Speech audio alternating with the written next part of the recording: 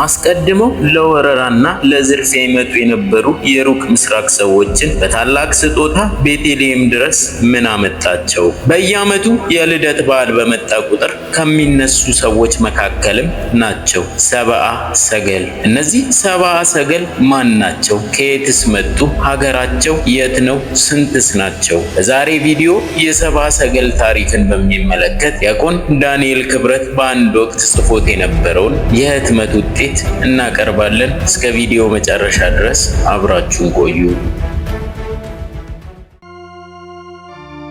በየዓመቱ የልደት በዓል በመጣ ቁጥር ከሚነሱ ሰዎች መካከል ሰብአ ሰገል አንዱ ናቸው። ስለ ሰብአ ሰገል የመጀመሪያውን መረጃ የሰጠን ደግሞ ቅዱስ ማቴዎስ። ማቴዎስ በወንጌሉ በምዕራፍ 2 ላይ የጥበብ ሰዎች መሆናቸውን፣ የመጡት ከሩቅ ምስራቅ መሆኑን፣ የተመሩት በኮከብ መሆኑን፣ የመጡበት ዘመን ንጉሥ ሄሮድስ ይሁዳን ሲገዛ መሆኑን፣ ሕፃኑ በተወለደ ጊዜ መድረሳቸውን፣ ዕጣን ከርቤና ወርቅ በእጅ መንሻነት መስጠታቸውን፣ በኋላም ደስ ብሏቸው በሌላ መንገድ ወደ መጡበት መመለሳቸውን ይነግረናል። መጀመሪያ የሚነሳው ጥያቄ እነዚህ ሰብአ ሰገል እነማን ናቸው የሚለው ነው። ሰብአ ሰገል ማለት በግዕዙ የጥበብ ሰዎች ማለት ነው። እነዚህን ሰዎች በእንግሊዝኛው አዲስ ኪዳን ሜጃይ ይላቸዋል። ይህም ሜገስ የሚለው የላቲን ቃል ብዙ ቁጥር ነው። እርሱም ቢሆን ሜገስ ከሚለው የጥንት ፋርሶች ቋንቋ አበስታን የተገኘ ነው የሚሉ አሉ። በፋርስ ሜጋውኖ የተሰኘው ሃይማኖታዊ ማህበረሰብ በኋላ ዘመን ዞራስተረስ የተገኘበት ቦታ ነው። በዚህ ማህበረሰብ ዘንድ ካህናቱ ከፍ ያለ ቦታ ያላቸው ሲሆን የከዋክብትን ነገር መከታተልም ዋነኛው ተግባራቸው። እንዲያውም አንዳንድ መዛግብት በሀገራችን የሚገኘው አውደ ነገሥት ከነዚህ አካላት የተቀዳ የከዋክብት ጥናት ነበር ይላል። በኋላ ዘመን ግን ከጥናትነት ወደ ጥንቆላ መሳሪያነት ወረደ። ስነ ከዋክብትን ለጥንቆላ ማዋል በብዙ ማህበረሰቦች ዘንድ የተለመደ ነገር ነው። የስነ ከዋክብት ተመራማሪዎች ከፍ ያለ እውቀት እንዳላቸው ስለሚገመት ይህን እውቀት የያዙ አንዳንዶች በከዋክብት ምህዋር ተጠቅመው የወደፊቱን እንደሚተነብዩ መናገር ጀመሩ። እዚህም የተነሳ ስነ ከዋክብትና ጥንቆላ የተዛመዱ ሆኑ። የእንግሊዝኛው ቃል ማጂክ የተገኘው ከዚህ አስተሳሰብ ነው ይባላል። በእኛም ሀገር ኮከብ ቆጣሪ ማለት ጠንቋይ እንደማለት ሆኗል። አንዳንድ ሊቃውንት ነቢዩ ዳንኤል የንጉሱን ህልም በመተርጎሙ የተነሳ ናቡከደነጾር ለባቢሎን ጠቢባን ሁሉ አለቃ እንዳደረገው የተገለጸውን በመያዝ በማቴዎስ ወንጌል ሰብአ ሰገል የተባሉት ከዚህ የፋርስ ምድር የመጡት ጠቢባን ናቸው ይላሉ። እዚህንም ምክንያት ሲያስረዱ ዳንኤል ህልሙን ሲተረጉም የተሰጠው ማዕረግ ራብ ማግ የሚል ነው። ትርጉሙም ሊቀ ጠቢባን እንደማለት። ማቴዎስም ሰብአ ሰገልን ሲገልጣቸው በዚሁ ቃል ነው የተጠቀመው የሚል። ማቴዎስ ሀገራቸውን ከምስራቅ ብሎ መግለጡ የመጡት ከባቢሎን ወይንም ከፋርስ መሆኑን ለመንገር ነው ብለው የሚተረጉሙ አሉ። ፋርስ ለእስራኤል ምስራቅ ነውና። አንዳንድ መዛግብት ደግሞ በፋርስ አካባቢ የሚኖሩ የአዳም ልጅ የሴት ዘሮች ነበሩ ይላሉ። እነዚህ ዘሮች ከሴት የወረሱት አንድ የብራና ጥቅል ነበራቸው። በዚህ ጥቅል ላይም ወደፊት ንጉሥ በይሁዳ ይወለዳል፣ ኮከብ በምስራቅ ስታዩ ሂዳችሁ ስገዱለት የሚል ጽሑፍ ነበረው። አባታቸውም ለንጉሱ የሚሰጥ ስጦታ ሰጥቷቸው ነበር ይላሉ። እነዚህም ሰዎች ጌታ ሊወለድ ጥቂት ጊዜ ሲቀረው ያንን ኮከብ አዩ። ወዲያውም እየተከተሉት ቤተልሔም ደረሱ። ይሄ ገለጣ በኢትዮጵያ ትውፊት ከሚነገረው ጋር በመጠኑ ተመሳሳይ ነው። ሰብአ ሰገልን የሴት ልጆች ማድረግ በኢትዮጵያ ጥንታውያን መጽሐፍትም እናገኘዋለን። ለጌታ የተሰጡት ሦስቱ ስጦታዎች ከአዳም ሲያያዙ መጥተው በሴት በኩል ለልጅ ልጆቹ መድረሳቸውን የማቴዎስ ወንጌል ትርጓሜ ይነግረናል። ይህን የኢትዮጵያንና የአንዳንድ ሀገሮች ትውፊት የሚደግፍ መረጃ በቫቲካን ጥንታዊ መዛግብት ዘንድ ማግኘታቸውን በ2011 ብሬንት ላንዳው የተባሉ በአሜሪካ ኦክላሆማ የሃይማኖት ጉዳዮች ጥናት ፕሮፌሰር ተናግረው ነበር። እንደ እርሳቸው ከሆነ ይሄ በጥንታዊ የሱርስት ቋንቋ የተጻፈውና ማቴዎስ ወንጌሉን ከጻፈ በኋላ 100 ዓመት በማይሞላ ጊዜ ውስጥ ከተጻፈ ሌላ መዝገብ የተቀዳው ጥንታዊ መጽሐፍ የሰብአ ሰገልን ሀገርና አመጣጥ ይተነትናል። መጽሐፉ ከዋናው መጽሐፍ የተገለበጠው በ8ኛው መቶ ክፍለ ዘመን ሲሆን ፕሮፌሰር ብሬንት ላንዳው በጉዳዩ ላይ ለ2 ዓመታት ጥናት ማድረጋቸውን ገልጸዋል። ይህ ጥንታዊ መዝገብ ሰብአ ሰገል እንደመጡ ለብዙ ጊዜ ሲታመንበት ከነበረው ከፋርስ ሀገራቸውን ራቅ በማድረግ የመጡት ሺር ከሚባል ሀገር ነው ይላል። ሺር በአሁኑ ጊዜ በቻይና ግዛት ውስጥ ይገኛል። እነዚህ የሺር ሰዎች የአዳም ልጅ የሴት የልጅ ልጆች ሲሆኑ በአገሩ እጅግ ብዙ ጠቢባን ይኖሩ እንደነበርም ይገልጻል። ሴት ጽፎ በሰጣቸው ትንቢት ላይ በምስራቅ ኮከብ ሲወጣ ያን ጊዜ አምላክ በስጋ ይገለጣልና እጅ መንሻ ይዛችሁ ሂዱ እንዳላቸው የቫቲካኑ መዝገብ ያስረዳል።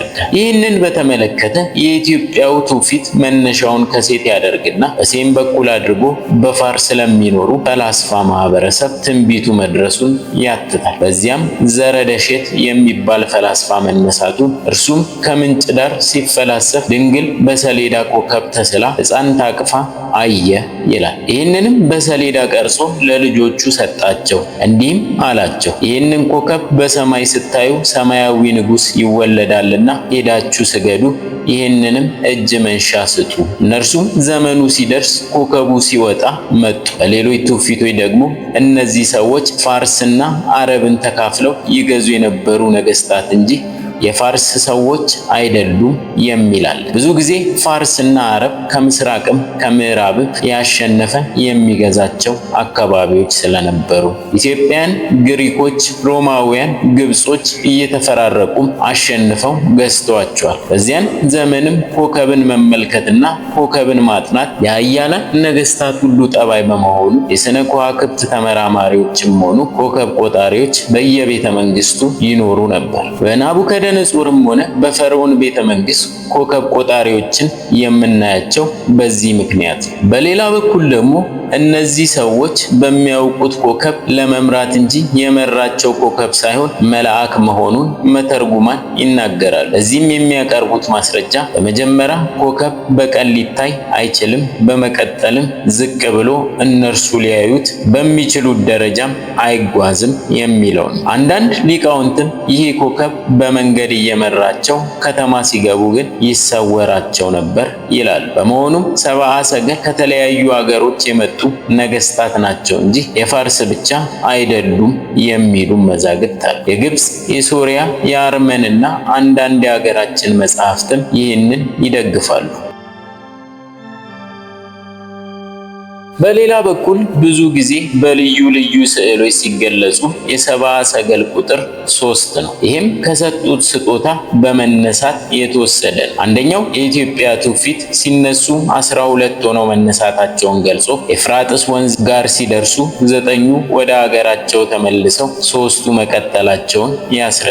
የቀሩበትንም ምክንያት ምናልባት ከኋላ ጦር ተነስቶባቸው ወይንም ስንቅ አልቆባቸው ይሆናል ይላል። በብዙ ጥንታውያን መዛግብት የምናገኘው ግን የ3ቱን ስም ብቻ ነው። የኢትዮጵያ መዝገብ 3ቱን ነገስታት ናቸው ይልና ስማቸውን ማንቱሲማር፣ በዲዳስፋ እና ሜልኩ ይባላሉ ይላል። ሲመጡም ብቻቸውን ሳይሆን 10 ሺህ ሰራዊት አስከትለው ነበር ይላል። በታኅሳስ 29 የሚነበበው ስንክሳራችንም ነገስታቱን 3 አድርጎ ሰራዊታቸውን 10 ሺህ ያደርሳል። ስማቸውን በሚመለከት የኢትዮጵያም የግሪክም የሶሪያም የአርመንና የዕብራይስጥ በተለያየ ስም ይጠራቸዋል። እነዚህ 3ቱ ከያፌት ከሴምና ከካም ወገን መምጣታቸውን የግሪኩም የላቲኑ የግብፁ የአርመኑም ሆነ የሶሪያው ያትታሉ። እንደ ትውፊቱ ከሆነ ስማቸውንና የመጡበትንም ሀገር አውሮፓ፣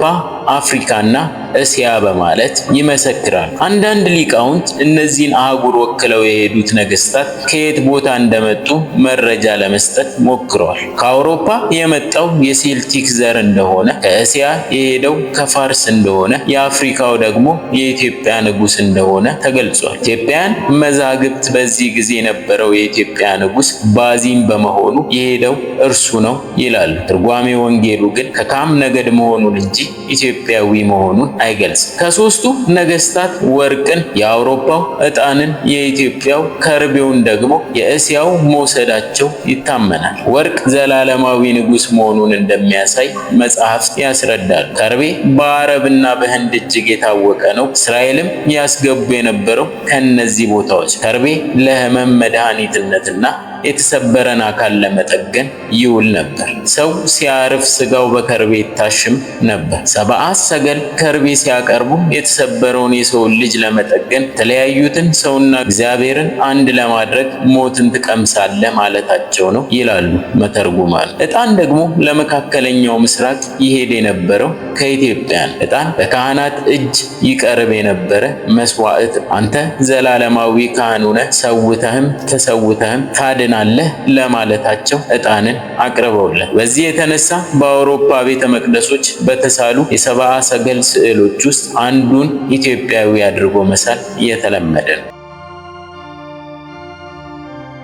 የሰብአ ሰገልን ፍጻሜ በተመለከተ ልዩ ልዩ አመለካከቶች አሉ። ምንም እንኳ ክርስቶስን አግኝተው ደስ ብሏቸው ቢመለሱ ክርስቲያን የሆኑት ግን ዘግይተው መሆኑ ይነገራል። የሀገራችን መዛግብት ሐዋርያው ናትናኤል አስተምሮ እንዳጠመቃቸው ሲገልጹ፣ የሶርያው መዛግብት ግን ቶማስ ወደ ህንድ ሲጓዝ አስተምሮ እንዳጠመቃቸው ይናገራል። ማርኮ ፖሎ የተባለው አሳሽ በ1270 በዛሬዋ ኢራን በቴሄራን በስተደቡብ ሳቤ በሚባል ስፍራ የሰብአ ሰገልን መቃብር ማየቱን ይገልጻል። በሌላ በኩል ደግሞ እሌኒ ንግስት ወደ ኢየሩሳሌም በ4ኛው መቶ ክፍለ ዘመን በሄደች ጊዜ ይዛው ወደ ቁስጥንጥንያ የመጣችው በኋላም በሃጊያ ሶፊያ ቤተክርስቲያን ያስቀመጠችው በመጨረሻ ወደ ሚላን የተዘዋወረውና በ1164 ዓመተ ምህረት በፍሬድሪክ አንደኛ ትእዛዝ ወደ ኮሎኝ ካቴድራል እንደገባ የሚታመን የሰብአ ሰገል አጽም አለ። በእርግጥ በተለያዩ ጥንታውያን የክርስቲያን ሀገሮች ሁሉ የሰብአ ሰገል ታሪክ የታወቀና አያሌ መዛግብት ያሉት በብዙ ጥንታውያን ስዕሎችም የተገለጸ በኢትዮጵያ በየመጽሐፍት ውስጥ እየገባ እንጂ ራሱን የቻለ ታሪክ እንዳልተገኘለት ጸሐፊው ዲያቆን ዳንኤል ክብረት ይገልጻል። በድጋሜ እንኳን ለብርሃነ ልደቱ አደረሳችሁ አደረሰን። ከልደቱ በረከት ተካፋዮች ያድርገን። አሜን።